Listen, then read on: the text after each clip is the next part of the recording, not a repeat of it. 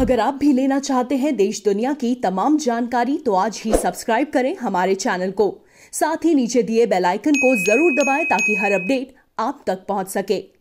नमस्कार, प्रवास साक्षी news network पर आप सभी का स्वागत है। चीनी सैनिकों ने पूर्वी लद्दाख में एक बार फिर से घुसपैठ का प्रयास किया, लेकिन भारतीय सेना के जवानों ने मुंहतोड़ जवाब दिया है। गलवान घाटी के बाद भारत और चीन के सैनिकों के बीच यह दूसरी झड़प है। हालांकि इसमें किसी के घायल होने का समाचार नहीं है। बताया जा रहा है कि 29 और 30 अगस्त की दरमियानी रात चीनी सैनिकों ने भारतीय क्षेत्र में घुसपैठ का प्रयास किया था, लेकिन भारतीय सेना के जवानों ने चीनी सैनिकों को भागने पर, पीठ दिखाकर भागने पर मजबूर कर दिया।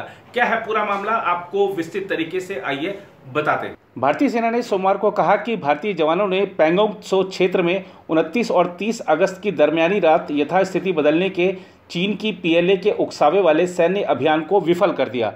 सेना के प्रवक्ता कर्नल अमन आनंद ने बताया कि चीन की पीपुल्स लिबरेशन आर्मी ने पूर्वी लद्दाख गतिरोध पर सैन्य और राजनयिक बातचीत के जरिए बनी पिछली आम सहमति का उल्लंघन किया और यथास्थिति को बदलने के लिए उकसावेपूर्ण सैन्य अभियान चलाया। उन्होंने एक बयान में कहा, भारतीय सैनिकों ने पैंगोंग त्सो झील के दक्षिणी किनारे पर इस पीएलए की गतिविधि को पहले ही विफल कर दिया और जमीन पर तथ्यों को एक तरफा बदलने के चीनी इरादों को विफल करने के उपाय भी किए।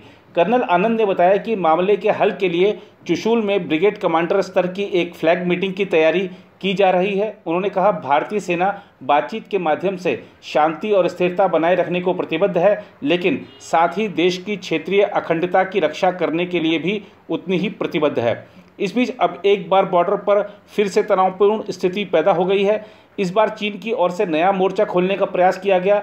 चीन की ओर से नई घुसपैठ पैंगोंग त्सो झील के दक्षिणी छोर पर घुसने की कोशिश के साथ हुई, लेकिन भारतीय सेना पहले से ही वहां पर तैनात थी, इसलिए सेना ने चीनी सैनिकों को पीछे खदेड़ दिया। बता दें कि इससे पहले दोनों देशों की सेनाओं के बीच उत्तरी छोर पर झड़प हुई थी। जानकारी के मुताबिक चीनी सैनिकों ने रात के दूसरे पहर में घुसपैठ की कोशिश की थी। आधी रात तक यह झड़प चली, जिस दौरान भारतीय जवानों ने चीनी सैनिकों को उनके इलाकों में वापस भेज दिया। अब इसी मसले पर भारत चीन को बैठक में सबूत देगा कि किस तरह चीन एक बार फिर अपना वादा तोड़ रहा है। इस घटना के बाद श्रीनगर लेह हाईवे को आम लोगों के लिए बंद कर दिया गया है। अब इस हाईवे का इस्तेमाल सिर्फ सेना के वाहनों के लिए किया जाएगा। लद्दाख बॉर्डर पर तेज हुई हलचल के बाद सोमवार सुबह यह फैसला लिया गया। इसके अलावा पैंगोंग त्सो झील के आसपास जो स्थानीय लोग रहते हैं उन्हें भी सुरक्षित स्थानों पर ले जाया गया है। उधर भारत में कोविड-19 के 78,512 नए मामले सामने आने के बाद सोमवार को देश में संक्रमण के मामलों की संख्या 36 लाख को पार कर गई। वहीं 27,74,801 लोगों के संक्रमण मुक्त होने के बाद देश में मरीजों के ठीक होने की दर बढ़कर 76.62% हो गई है। केंद्रीय स्वास्थ्य मंत्रालय के आंकड़ों के अनुसार पिछले 24 घंटे में वायरस से 971 और लोगों की मौत के बाद मृतक संख्या बढ़कर 64,469 हो गई।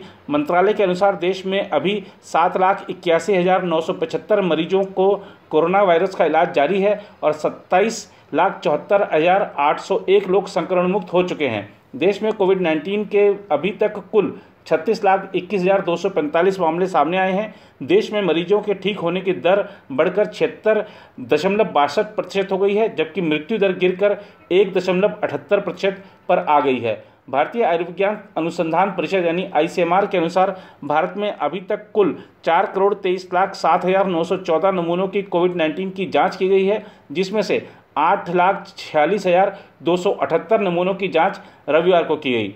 उधर कोरोना वायरस संक्रमण से उबरने के बाद की देखभाल के लिए 18 अगस्त को एम्स में भर्ती हुए केंद्रीय गृह मंत्री अमित शाह को सोमवार सुबह अस्पताल से छुट्टी दे दी गई। सूत्रों ने यह जानकारी दी। अखिल भारतीय आयुर्विज्ञान संस्थान ने शनिवार को एक बयान में कहा था वह स्वस्थ हो गए हैं और उन्हें जल्दी ही अस्पताल से छुट्टी दे दी जाएगी। अमित शाह ने कोविड-19 की जांच में संक्रमित पाए जाने के बाद 2 अगस्त को जानकारी दी थी कि उनको संक्रमण हो गया है। उनका इलाज वेदांता अस्पताल में चला और संक्रमण से उबरने के बाद उन्हें वहां से छुट्टी दे दी गई थी। बाद में थकान और शरीर में दर्द की शिकायत पर उन्हें एम्स में भर्ती कराया गया था। उधर सुप्रीम कोर्ट के अवमानना वाले मामले में प्रशांत भूषण पर ₹1 का सांकेतिक जुर्माना लगाया गया है। सुप्रीम कोर्ट ने कहा कि रजिस्ट्री के पास यदि 15 सितंबर तक प्रशांत भूषण ने ₹1 का जुर्माना राशि जमा नहीं की तो उनको 3 माह की जेल हो सकती है। और सुप्रीम कोर्ट ने कहा कि ठीक है, स्वतंत्रता है आपको अभिव्यक्ति की, लेकिन दूसरों का सम्मान भी करना होगा।